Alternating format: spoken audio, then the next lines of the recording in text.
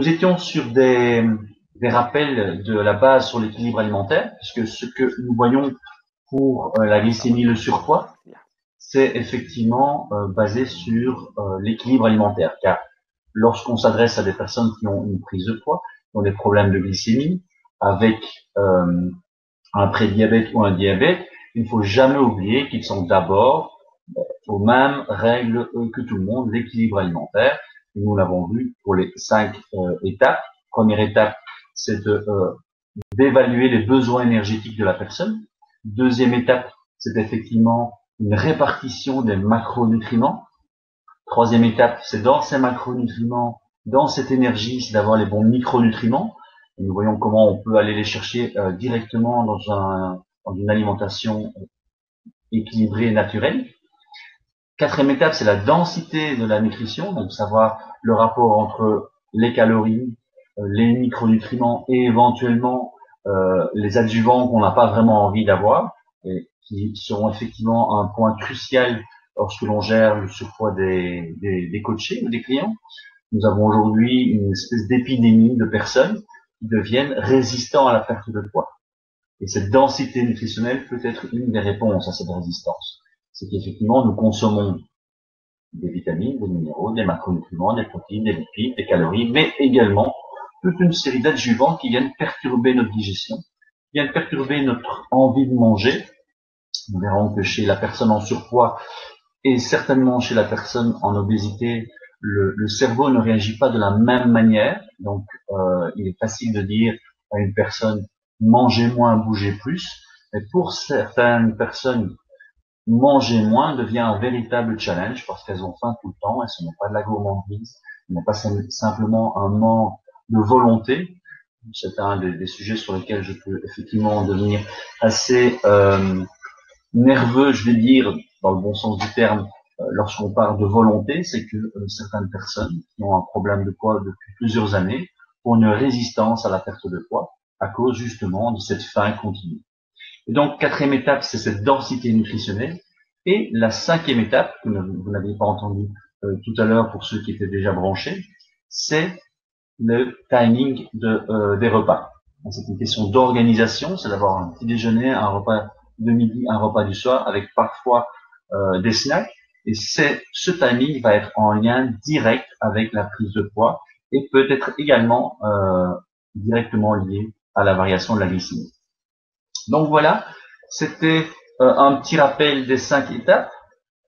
Et donc, lorsque nous abordons la prise de poids et la glycémie, vous verrez qu'il y a des points essentiels, des points communs entre ces deux situations. C'est évidemment le contexte.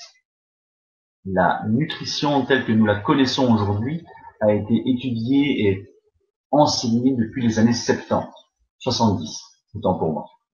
Vous aurez compris à mon accent que je viens du nord, la frontière nord de votre beau pays. Et donc, dans les années 70, on a commencé à enseigner et donc à donner des conseils en nutrition. Avant ça, nos grands-parents, voire nos parents, n'avaient pas besoin de nutritionnistes ou de diététiciens ou de régime, car c'était quelque chose de tout à fait spontané. On mangeait les légumes du jardin, les fruits du verger, on allait chercher sa viande et son poisson chez le poissonnier ou chez le boucher, et on se débrouillait avec le bon sens. Malheureusement, le bon sens ne peut plus être suffisant, et nous avons aujourd'hui tantôt un régime qui vous propose de manger très peu de graisse, tantôt un régime qui vous propose de manger très peu de sucre, tantôt un régime qui vous donne des repas hyper protéinés, comme ça a été la mode il y a une dizaine, quinzaine d'années. Et donc finalement, les gens deviennent totalement perdus et ont besoin de professionnels. Alors, c'est l'une des questions que l'on me pose souvent en formation, c'est de savoir, tiens, mais face à un diététicien, face à un nutritionniste, quelle est ma valeur? Eh bien, dans les formations LeaderFit et surtout dans cette formation glycémie surpoids, nous proposons un protocole de coaching, un accompagnement où par rapport à toute la masse d'informations que le coaché pourrait avoir dans la presse, dans certains livres, eh bien, leur donner des protocoles, leur donner des directions qui vont leur permettre de rééquilibrer leur alimentation. On ne parle pas de problématiques liées à la santé, ou en tout cas à la médecine. Ça, c'est le rôle du diététicien ou de la diététicienne. On va surtout s'arranger pour rééquilibrer l'alimentation parce qu'il y a énormément de choses déjà à faire avant d'atteindre des équilibres réellement importants. Et éventuellement, alors à ce moment-là, c'est un des éléments que j'enseigne aux futurs coachs leader fit en nutrition, c'est d'avoir dans son répertoire un médecin, une diététicienne à qui on peut référer lorsque la personne, le coaché, ne perd pas de poids parce qu'il y a une problématique plutôt liée à la santé. Par exemple, lors d'un dernier recyclage que j'ai eu l'occasion de faire en nutrition, on parlait de la problématique de la thyroïde. Aujourd'hui, 9 femmes sur 10 souffriraient d'hypothyroïdie non médicale. Eh bien, si lors d'un coaching, un rééquilibrage alimentaire, le client ou la cliente n'a pas de résultat, c'est peut-être le moment de référer à un médecin ou une diététicienne pour aller un peu plus loin dans cette problématique. Donc, le contexte, il est vraiment important. On met les bases. Que s'est-il passé depuis les années 70 pour avoir une telle augmentation de l'obésité et du surpoids? Pour vous donner un exemple, les chiffres en Belgique, ils doivent être très proches en France, sont de l'ordre de 4 hommes sur 10 seront en surpoids d'ici 10 ans et 9 femmes sur 10. Ce sont les statistiques, les prévisions. C'est peut-être une bonne nouvelle pour ceux qui veulent se lancer dans le coaching alimentaire, parce que clairement, ces femmes et ces hommes auront besoin de direction, auront besoin de retrouver une certaine organisation dans leur alimentation. Et on passe par ces 5 étapes. Première étape, c'est de savoir quelle est la quantité de calories le coaché a besoin de consommer. Or, des coachés qui ont un surpoids important ne doivent certainement pas avoir un nombre de calories extrêmement faible, parce qu'ils ont leur métabolisme de base qui est important à nourrir. Et donc on dit maintenant qu'il faut pouvoir manger pour pouvoir perdre du poids, pour pouvoir nourrir son système hormonal, son système digestif, son cerveau et avoir suffisamment d'énergie pour pouvoir justement consommer ce poids en surplus. Parce que la définition de l'OMS concernant le surpoids ou l'obésité, c'est l'accumulation anormale ou excessive de graisse corporelle qui peut nuire à la santé. On estime aujourd'hui que la mauvaise alimentation, on ne parle même pas du surpoids et de l'obésité, la mauvaise alimentation entraîne une augmentation de la mortalité plus importante que la cigarette, la sédentarité et l'alcool combiné. Parce qu'effectivement, aujourd'hui, nous nous retrouvons dans des supermarchés avec une alimentation qui est peut-être très attrayante, mais qui ne nous donne plus assez de micronutriments. Donc, on a parlé des calories. Quelle quantité un coaché qui est en surpoids doit consommer au minimum? Vous aurez des quantités de calories pour maintenir le poids. Vous aurez des clients dans la nutrition du sportif qui veulent prendre du poids. Donc ça, c'est une quantité de calories supérieure à leur DTQ, leur dépense d'énergie totale quotidienne. Et pour perdre du poids, on peut descendre en dessous de ce DTQ sans aller dans l'hypocalorie, justement pour éviter des déséquilibres à moyen et long terme. Donc une fois que cette quantité de calories est définie, ce que nous apprenons lors des formations, eh bien nous passons aux macronutriments. Dans l'équilibre alimentaire, nous aurons des macronutriments qui seront répartis de manière très standard. Lorsque notre coaché est en surpoids ou en obésité, on peut moduler ce pourcentage, on peut l'adapter. En général, les protéines, on va les garder très stables. On sait qu'on en a besoin un minimum, mais qu'il est inutile d'en surconsommer. Et on va jouer sur cette quantité et cette répartition entre les lipides et les glucides. C'est d'ailleurs, pour l'anecdote, une différence entre les répartitions en Belgique et en France. Théoriquement, ces deux répartitions ne sont pas les mêmes. Ce qui veut dire que si on prend ces répartitions à la lettre, si vous êtes en Belgique, vous pouvez manger plus de glucides et moins de lipides pour perdre du poids. Et si vous êtes en France, vous pourriez manger plus de lipides et moins de glucides.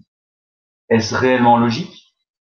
Eh bien, c'est une des questions auxquelles je réponds lors des formations pour vous donner un esprit critique. Car clairement, en 2 jours, en tant que formateur leadership, je suis obligé de vous donner suffisamment d'informations, de données scientifiques pour avoir un discours et une compréhension suffisante pour pouvoir justement référer et discuter avec le paramédical ou le médical.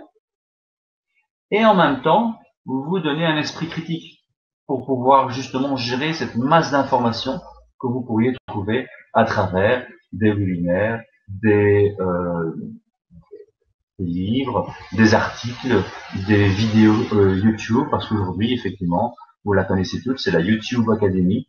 Autant les clients que les coachs peuvent se former en ligne, pas toujours très clair, pas toujours très cohérent. Et donc, un des objectifs des formations, c'est de pouvoir dire, OK, sur ce sujet-là, c'est un des exercices que j'affectionne particulièrement pour le problème de la glycémie. Sur ce sujet-là, voyons un petit peu ce que les experts mondiaux du domaine proposent et on voit que c'est parfois différent sur certains points. Mon objectif, c'est de vous montrer quels sont les points communs et quels sont dans une marge, dans une fourchette bien spécifique, c'est le cas de le dire, votre marge de manœuvre pour amener le client à s'y retrouver et à entamer une reprise en main de son programme alimentaire. Car clairement, l'objectif de l'équilibre alimentaire, de la glycémie, du surpoids et de la nutrition du sportif, c'est d'enseigner, d'avoir un parcours éducatif pour vos clients qui ne fassent pas 3 mois de coaching avec vous, des résultats et 3 mois après vous les retrouvez avec une reprise de poids ou tout à fait déprimés parce qu'ils ne peuvent plus se permettre justement le côté social de l'alimentation. Ce qui nous amène au sujet, vous l'avez probablement vu lors de la description du webinaire, un sujet assez, je vais dire touchy comme on dit, c'est le problème des comportements ou des désordres du comportement alimentaire. Alors, honnêtement, c'est un sujet qui n'est pas du tout ma spécialité. Néanmoins, nous l'abordons lors des formations car c'est important de le comprendre, de pouvoir référer justement au monde de la diététique ou au monde de la psychologie pour se dire, ah, attention, cette coachée est venue me voir, on fait un début de coaching et je me rends compte qu'il y a des désordres du comportement alimentaire, des désordres des habitudes. Je vous donne un exemple.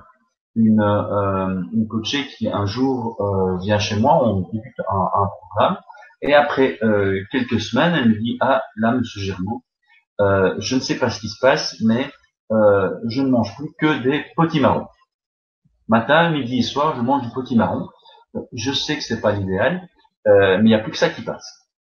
Et bien là, avec vos compétences de coach en nutrition, vous ne serez pas capable de pouvoir accompagner cette personne. Par contre, vous devriez avoir des outils pour pouvoir justement limiter les déséquilibres et référer vers quelqu'un qui pourra accompagner cette personne au niveau émotionnel et psychologique. Un exemple peut-être beaucoup plus commun qu'on ne pense, puisque dans les désordres du comportement alimentaire, on va tout de suite penser à l'anorexie et à la boulimie, mais un symptôme qui touche de 1 à 3% de la population française, c'est le BED, le Binge Eating Disorder. Le Binge Eating Disorder, c'est le fait de perdre contrôle de ce que l'on mange pendant 2 heures, et cela plusieurs fois par semaine pendant une période de 3 mois. Et c'est malheureusement un symptôme, un désordre du comportement qui touche énormément de sportifs et de sportives qui sont dans des catégories de poids ou dans des sports où vous avez une implication et un impact soit du corps esthétique, comme en gymnastique ou en GRS, gymnastique rythmique sportive, soit dans des sports de combat comme le judo, qui est ma spécialité, ou d'autres. Alors je réponds rapidement, c'est le BED, B-E-D, c'est le binge.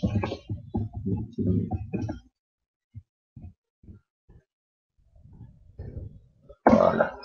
Le BED, le Binge Eating Disorder. Donc c'est effectivement le fait de perdre le contrôle de son alimentation sans que ce ne soit de la boulimie, parce que la boulimie va vraiment prendre des proportions énormes avec le risque de vouloir se faire vomir et éventuellement de passer dans l'anorexie et de revenir à la boulimie.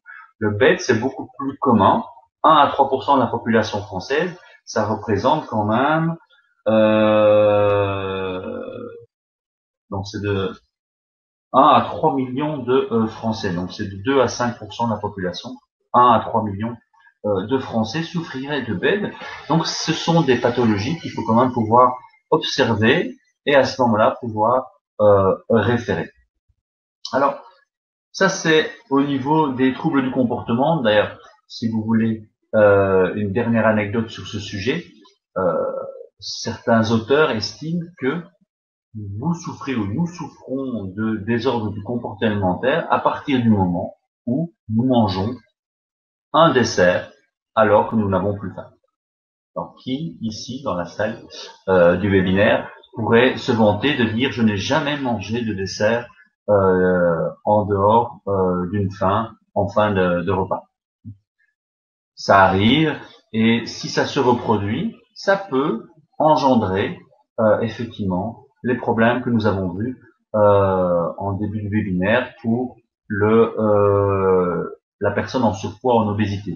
Cette personne en surpoids, en obésité peut ne plus reconnaître les moments où il a faim et le cerveau ne reconnaît même plus lorsque le niveau de satiété est arrivé. C'est une résistance à la sensation de faim ou à la sensation de satiété.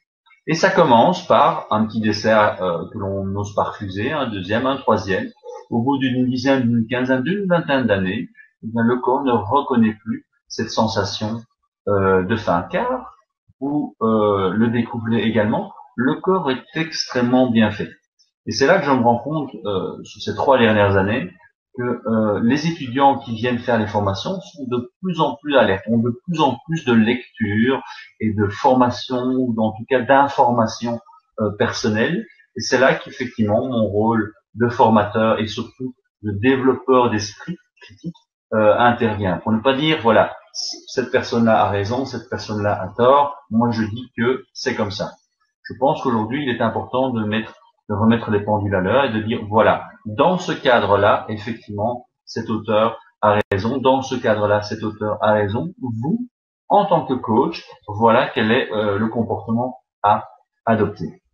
Et ça part de l'équilibre alimentaire par les 5 étapes, et ça creuse le problème des 5 étapes de l'équilibre alimentaire, spécifiquement pour l'obèse ou la personne en prédiabète ou avec des équilibres de la glycémie, par justement ce problème de récepteur à la leptine, qui est un des récepteurs qui, au niveau du cerveau, permet de dire, voilà, j'ai suffisamment mangé, il ne faut plus consommer de calories, ou en parallèle, tu as trop mangé hier soir, ne déjeune pas parce qu'effectivement, tu as encore un excès de calories. Donc, toutes ces informations-là, on les étudie en formation au niveau scientifique. C'est la partie un peu indigeste, mais qui est nécessaire. On utilise énormément d'analogies, énormément d'images, des vidéos, des dessins pour permettre aux futurs coachs de s'y retrouver.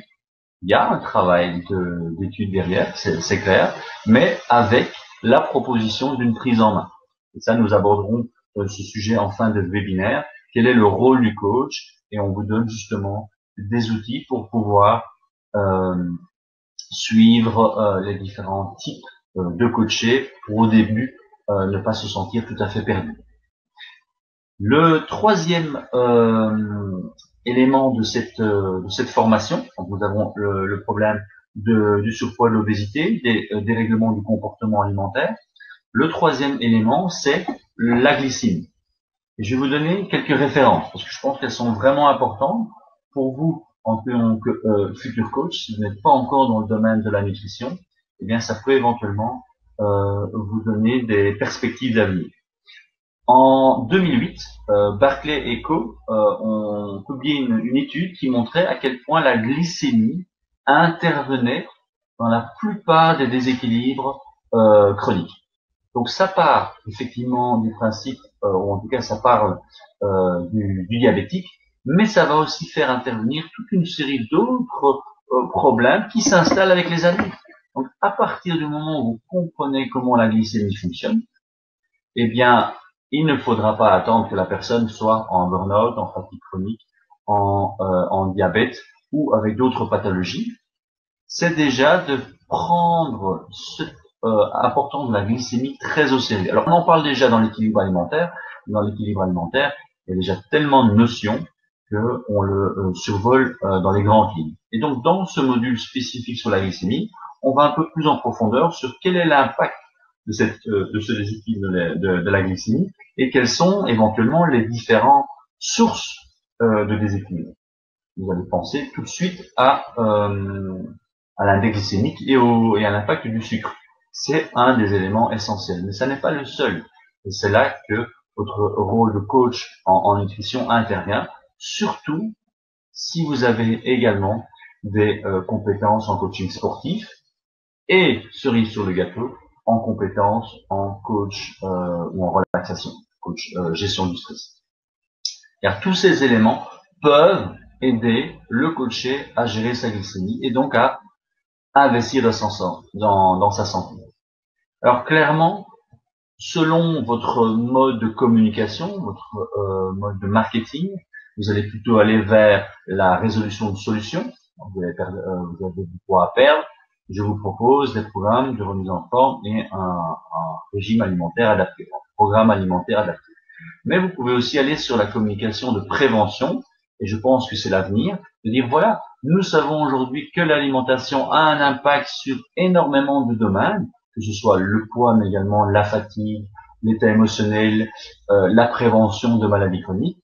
Je vous propose un programme physique, alimentaire et de gestion du stress en prévention. Ça n'est pas le sujet le plus facile, hein. L'être humain va plutôt réagir au coup de bâton qu'à la carotte, mais je pense que petit à petit, il y a une prise de conscience et que les gens vont venir de plus en plus souvent en prévention. Je vous cite une deuxième étude, alors excusez-moi de l'accent, mais c'est de Schoenthaler, une étude des années 90, qui donc cette équipe a étudié l'impact de la gestion de la glycémie plus le magnésium et la vitamine B1 pour des adolescents incarcérés. Donc imaginez un petit peu le contexte.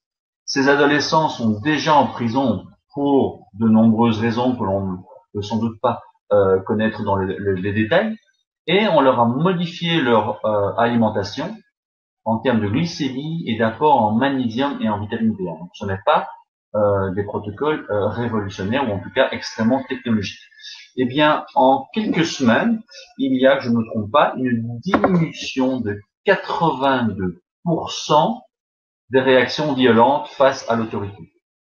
Donc, rien qu'à gérer la glycémie grâce au repas et à éventuellement d'autres paramètres, mais ici, ils ont travaillé spécifiquement sur la gestion de la glycémie au travers des repas. Eh bien, grâce à cette gestion de la glycémie, sur plusieurs semaines, les adolescents étaient beaucoup moins violents par rapport au règlement, par rapport à l'autorité. Il y avait la vitamine B1, le magnésium et la gestion de la glycémie. C'est une étude, je pourrais retrouver, voilà, Schoenthaler de 1986. Wakefield, je pense que c'est une étude australienne. Et donc, on voit bien là à quel point la glycémie a un impact sur la gestion du stress. Je donne l'exemple également lors de la formation de la personne qui a un interview vers 11 heures du matin, est un peu stressée pour cette interview, pour un nouveau job, et donc oublie de déjeuner, et malheureusement, un peu avant l'interview, est en hypoglycémie. Eh bien, on a pu démontrer que l'hypoglycémie faisait soit augmenter les réactions de violence, comme on l'a vu effectivement dans cette prison pour adolescents, mais en général, on n'est pas très violent lors d'un interview, Mais par contre, ça peut également diminuer la confiance en soi.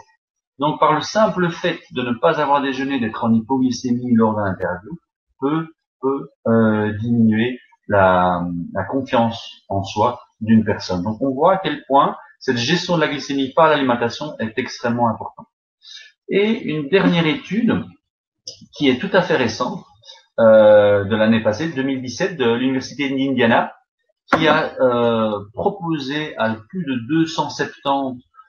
270 diabétiques un programme alimentaire. Alors, ce qui était important dans cette étude, c'est qu'effectivement, ces 270 personnes, 70 ont été encadrées du début à la fin, et on sait à quel point le psychologique et le coaching est important.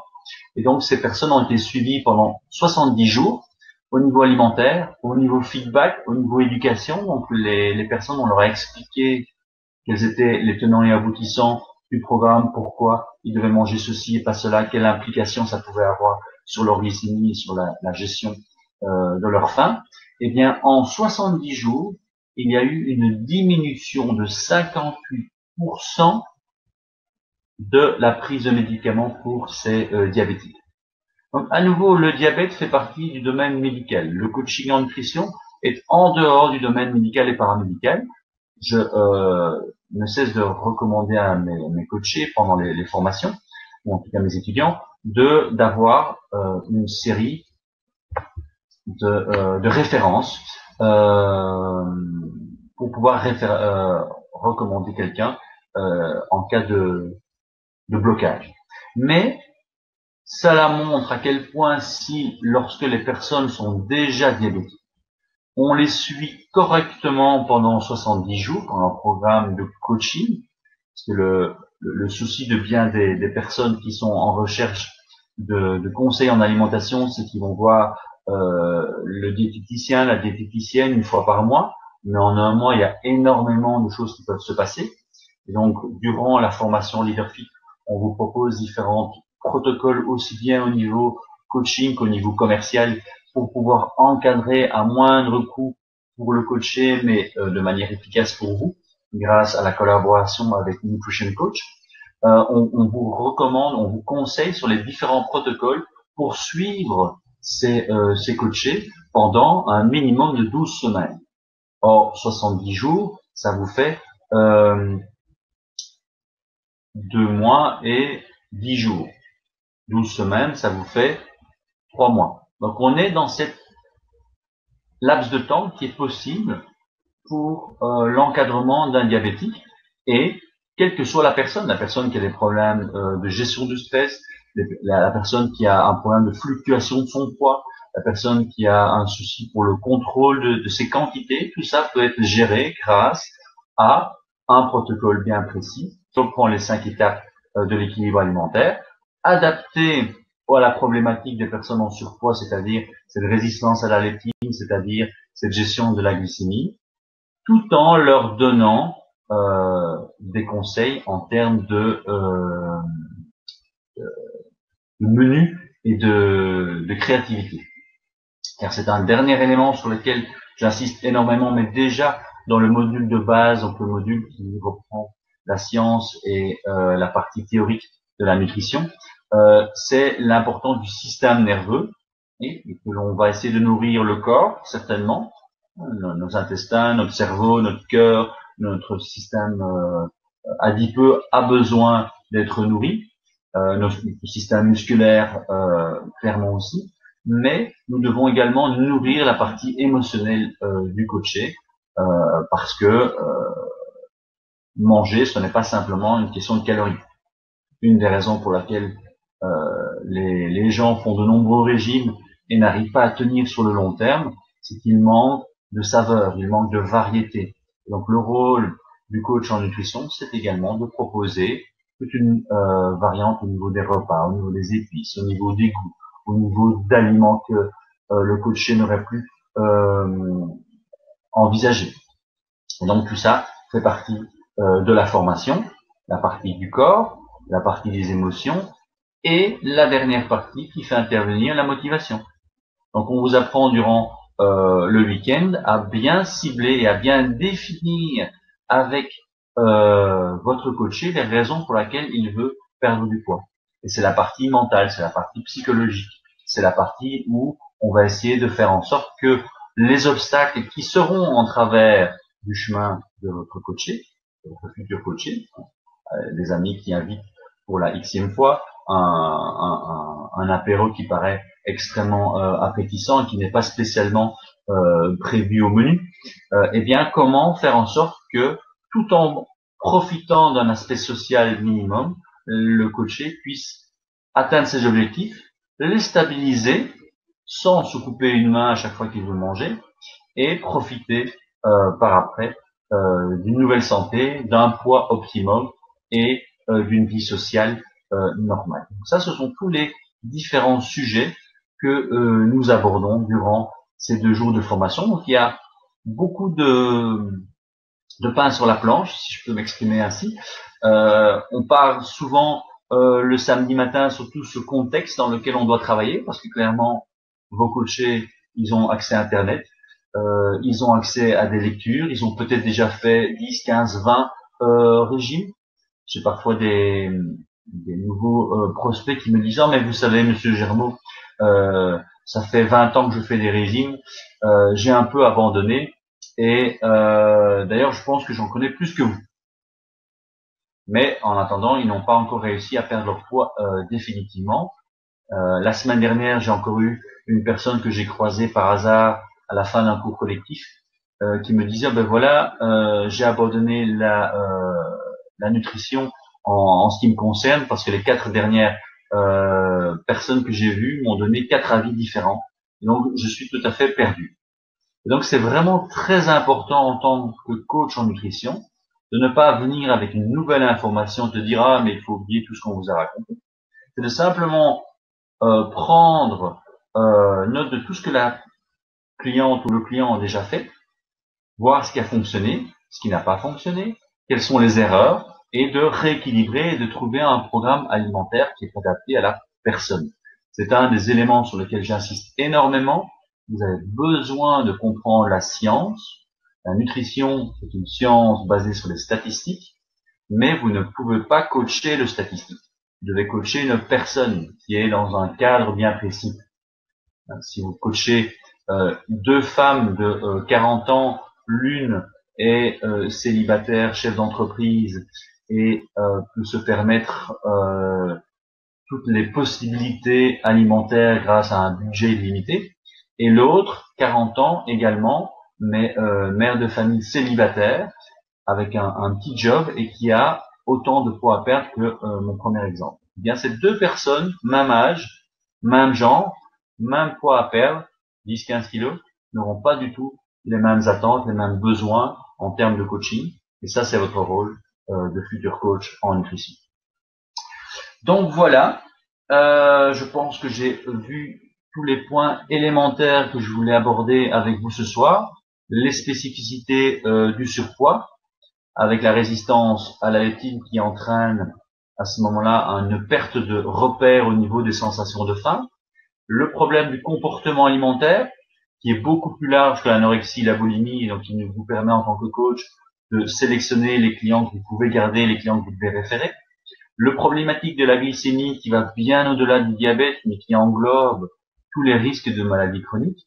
Et enfin, 4e élément que nous voulions aborder ce soir avec vous, c'est le rôle du coach qui est là pour rééquilibrer une alimentation qui est bien souvent totalement déséquilibrée, rééduquer un client qui est souvent perdu par rapport à toutes les informations, donner des lignes de conduite et surtout une épaule sur laquelle le coaché peut compter lorsqu'il y a un stress, lorsqu'il y a une perte de repère.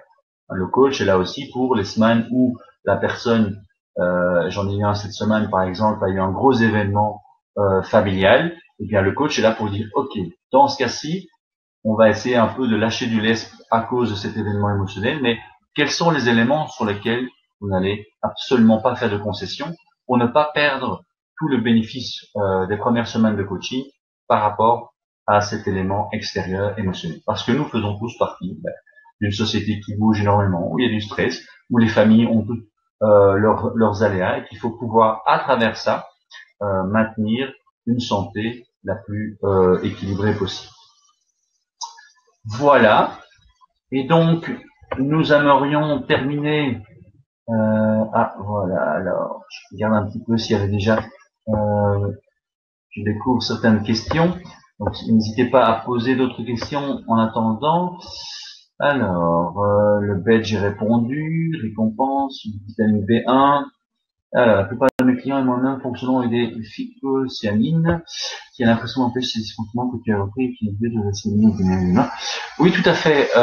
Effectivement, tous les... alors la spiruline en fait partie et est beaucoup plus spécifique, mais tous les aliments à base de chlorophylle vont effectivement diminuer la résistance des récepteurs à la leptine et à l'insuline, qui peuvent effectivement être un frein à la perte de poids, à la gestion de ses émotions et à la gestion de son appétit.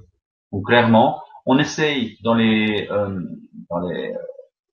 week-ends de formation de rester très axé sur l'alimentation que le client peut obtenir directement chez son maraîcher, chez son boucher ou chez son poissonnier, quelles que soient les croyances ou les choix personnels. Hein. J'ai souvent des véganes, des végétariens, des paléos qui viennent en formation. Eh bien, quel que soit le choix de la personne, on s'adapte. Hein, moi, je m'adapte avec mes étudiants comme je m'adapte avec mes clients, sans imposer quoi que ce soit, mais en donnant, alors voilà, la science, elle dit ça, par rapport à ça et par rapport à vos choix et votre environnement, comment peut-on amener un équilibre alimentaire?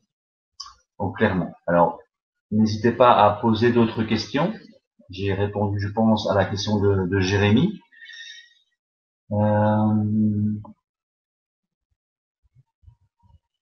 Est-ce que vous avez des questions de rien, des questions sur la glycémie, sur le surpoids, sur les dérèglements du comportement alimentaire, sur la formation en elle-même?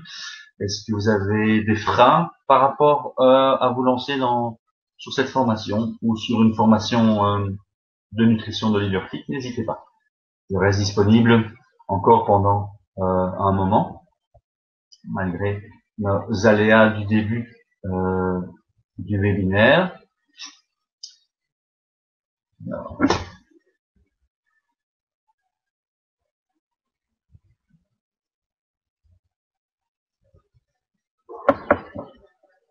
je t'écoute, Carole, en tout cas je te lis.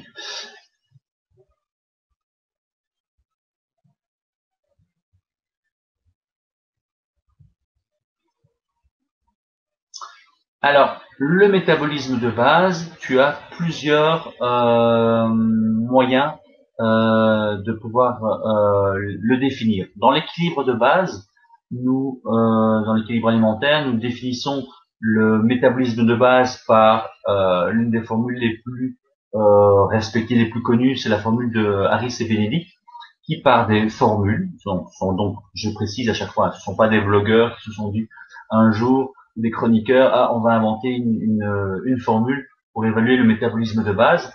Non, ce sont des scientifiques qui ont étudié la question et qui ont tenté d'établir une formule qui permet de manière générale d'évaluer le métabolisme de base.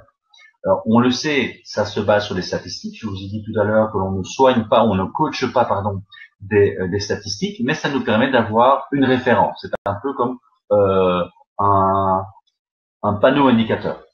Alors, on a une deuxième manière d'évaluer ce métabolisme de base, c'est par une impédance-métrie. Donc aujourd'hui, vous avez accès à des impédances-mètres, la technologie qui permet d'évaluer le pourcentage de masse graisseuse, de masse musculaire. Et lorsqu'ils sont de bonne qualité, ils peuvent vous donner une fourchette correspondant à ce métabolisme de base. La troisième manière, ça c'est de plus en plus accessible et c'est surtout important pour les sportifs de haut niveau, vous pouvez faire une évaluation indirecte de votre métabolisme de base en laboratoire. Donc c'est simplement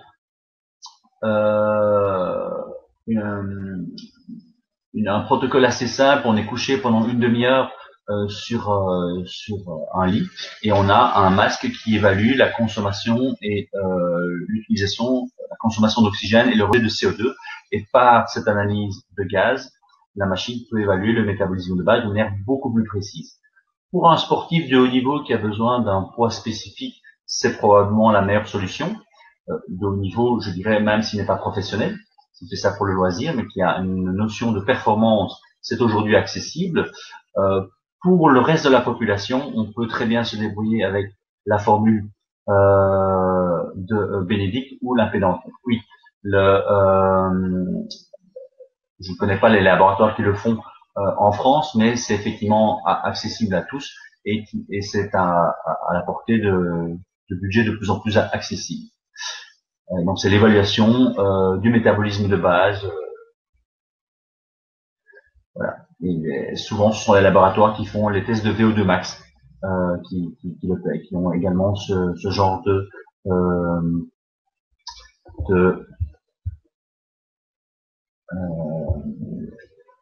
matériel. Alors, je vais voir si je peux trouver rapidement une petite vidéo à vous partager si vous voulez aller le voir par après. Alors, je vais pendant ce temps-là continuer à lire les questions. Alors, je reviens, Carole. Carole, est-ce que tu m'as posé la question? Je reviens avant une métabolisme de base. Quelqu'un qui ne peut pas s'empêcher de manger. Que lui dit-on?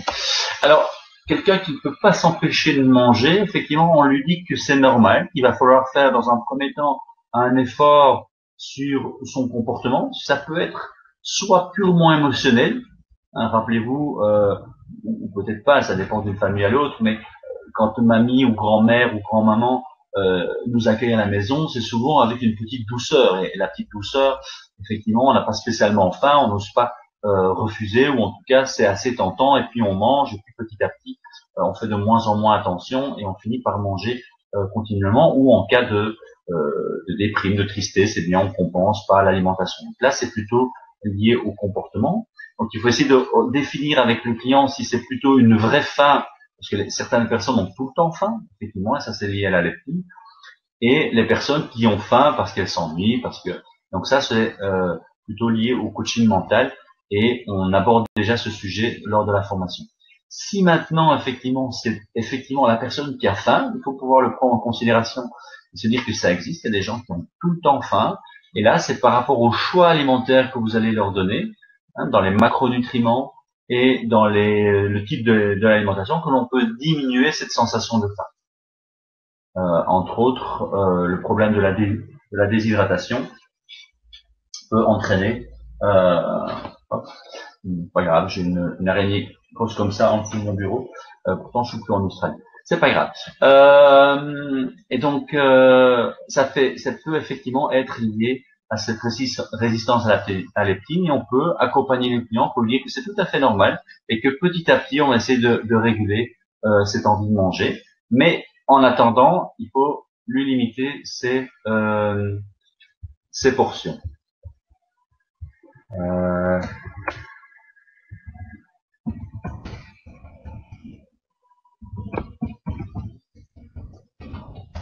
Je regarde si je retrouve rapidement la vidéo que je partage lors de la formation. Restez une minute à deux.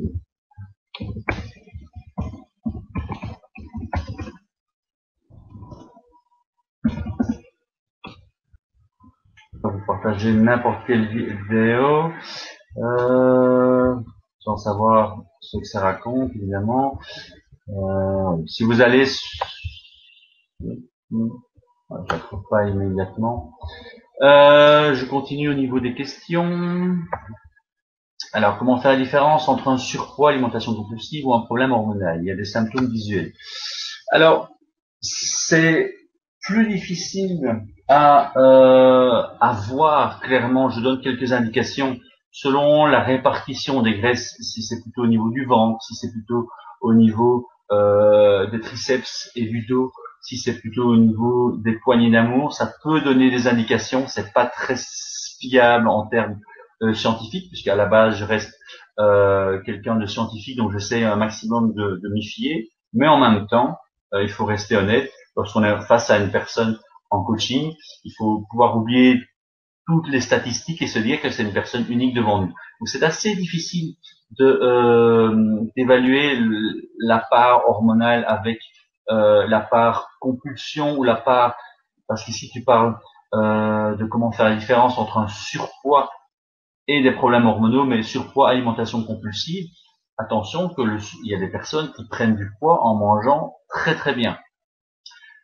C'est un des éléments que l'on met en avant lors des formations, c'est que vous allez toujours prendre en considération lors du premier interview ce que la personne mange déjà. Donc c'est bien de savoir qu'elle veut perdre 5, 10, 15 kilos dans les 3, 6, 9 mois. Mais il faut savoir, tiens, mais aujourd'hui elle a ce poids en trop, qu'est-ce qu'elle mange ou qu'est-ce qu'elle a mangé pour arriver là? Et certaines personnes mangent très très bien et pourtant ont pris 1 kilo par an. Donc il faut aller voir d'autres éléments. On l'a dit tout à l'heure, c'est la qualité de l'alimentation qui peut faire la différence.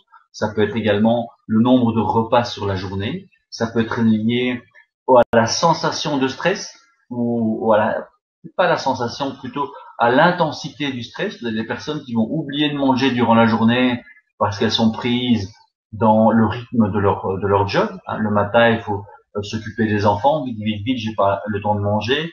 Au boulot, on a juste 45 minutes pour manger, on sort parce qu'on n'a rien prévu, on fait la file. À Bruxelles, vous pouvez retrouver comme ça, dans certains quartiers, les gens font la file pendant un quart d'heure pour aller chercher leur sandwich. Ils mangent en 5 minutes, ils reviennent, ils ont discuté boulot, ils ont stressé. Tout ça a un impact sur la digestion. Le soir, ils rentrent à la maison, c'est normal qu'ils aient faim. Ils ont mangé un sandwich sur toute la journée, ils ont peut-être grignoté à gauche, à droite, ils se détendent, le système nerveux se détend et là, la faim apparaît. C'est clair qu'à ce moment-là, on va commencer à manger, à grignoter et on ne peut pas parler de compulsion, mais simplement de rattrapage de ce qu'on n'a pas fait sur la vie. Donc ça, on l'aborde également. Formule de Harris et Bénédicte. Alors il y a différentes formules, Sylvain. Il y a des formules qui peuvent donner des informations fort différentes. Celles que tu notes, il faudrait voir ce que ça donne. Je ne la connais pas spécialement. Harris et Bénédicte est un petit peu plus complexe, mais il y en a certaines qui se recoupent. Certains étudiants m'amènent parfois des auteurs avec d'autres formules. Quand on fait la comparaison entre les deux, il y a 400 à 500 kilocalories de différence. Ça, c'est beaucoup. En général, entre un bon impédance-mètre et la formule de Bénédicte, Harris et Bénédicte, donc c'est Harris et Bénédicte, vous pouvez avoir des sites internet qui vous la donnent directement, comme ça vous n'avez qu'à remplir les cases, parce que pour les non-matheux, la formule du Bénédicte peut faire peur. Donc il suffit de mettre poids, âge, taille, genre, niveau d'activité physique et on le calcule pour vous. Alors Antoine, peux-tu être clair sur la distinction entre nutritionniste et diététicien, comme nous le droit de faire et pas faire pour le coacher, ou à la limite autant moral que légal? Alors, techniquement, il y a aussi des différences entre la Belgique et la France. En Belgique et en France, seuls les diététiciens peuvent donner des programmes alimentaires. Donc la limite est importante. Vous ne pouvez normalement pas faire de programme alimentaire avec des quantités. Ce que nous font lors de la formation, c'est donner des évaluations pour savoir si le client a besoin de 2000 calories ou 5000 calories. Et avec des pourcentages de macronutriments. Ensuite, vous pouvez utiliser des programmes. Le programme Nutrition Coach, notre partenaire depuis plusieurs années, permet d'avoir cet accès-là. Et là, en tant que non-diététicien, parce que même les nutritionnistes n'ont pas les mêmes marges de manœuvre, eh bien, en tant que non-diététicien, vous pouvez conseiller le client grâce à ces programmes et à ces softwares informatiques. En termes de morale et légal, ce qui est très important, c'est de ne jamais aller dans le domaine médical ou paramédical. Maintenant, lorsque on voit certains articles ou certains produits dans le commerce, je pense qu'il vaut beaucoup mieux pour un coaché d'aller se renseigner vers un coach en nutrition que de suivre un xème euh, menu proposé dans une revue féminine ou sportive, ou d'aller chercher un xème fat burner ou produit dans un magasin aléatoire. Donc ça, j'insiste réellement. Il y a beaucoup de choses qui se font à l'extérieur. Il y a la légalité qui permet aux diététiciens de réellement faire une évaluation, aller dans les problèmes médicaux. Donc, dès qu'il y a un problème médical, si un diabétique vient chez vous pour un rééquilibrage alimentaire, vous ne pouvez pas intervenir sur son diabète et sur ses médicaments. Ce que je propose aux futurs coachs, c'est si un diabétique ou toute autre personne souffrant de maladie chronique vient vous voir pour un rééquilibrage alimentaire, vous les suivez comme un coaching classique et vous l'encouragez à aller peut-être revoir son diabétologue, son médecin ou son spécialiste plus souvent grâce au changement alimentaire qu'il a réalisé.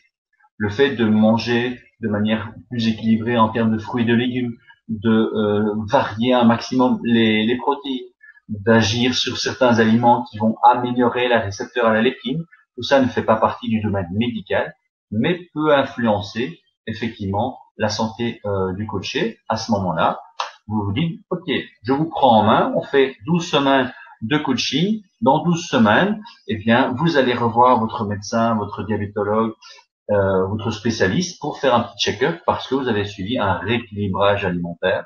Donc, il n'y a aucun je dirais, suivi direct de la pathologie. Donc ça, c'est au niveau légal, au niveau moral. Et donc, vous n'avez, pour terminer mon explication pour la question d'Antoine, pas le droit d'écrire de programme alimentaire. C'est pour ça que la part d'éducation et de coaching et d'accompagnement est extrêmement importante.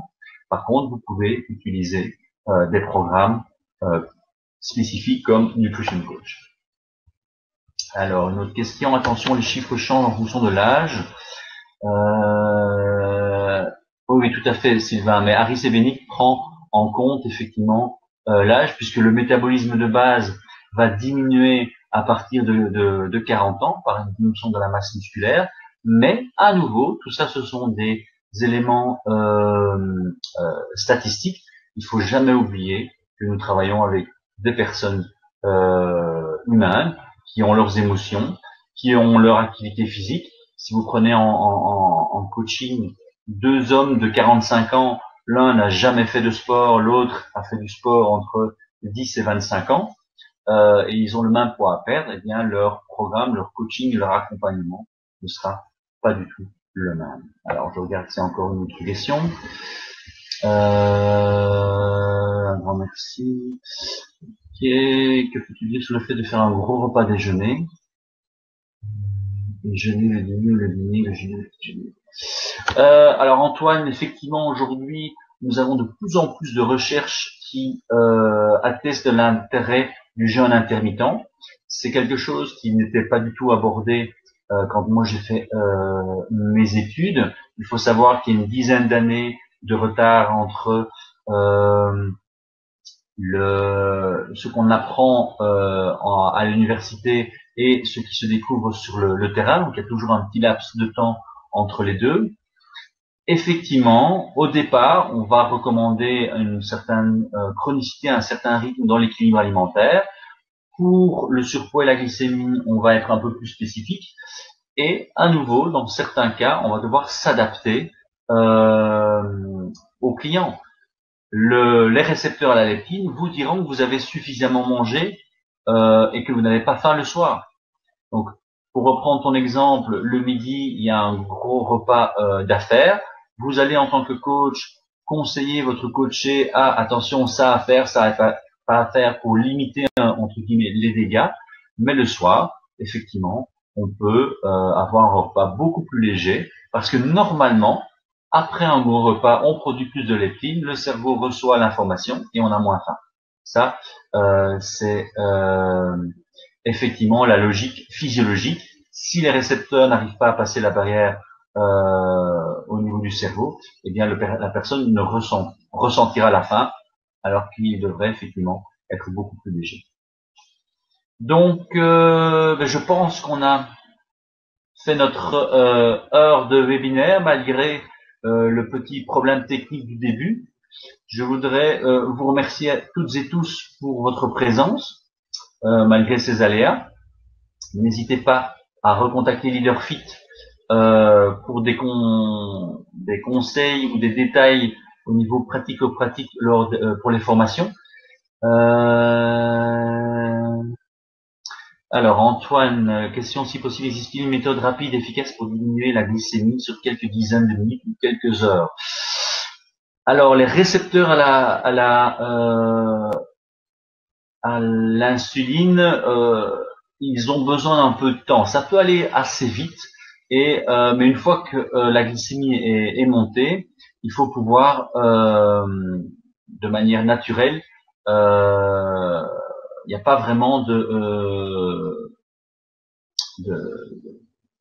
protocole ou de technique à avoir. La pharmacologie et les médicaments sont là pour ça, donc ça n'est pas du tout notre domaine. Par contre, pour diminuer l'effet d'un repas un peu trop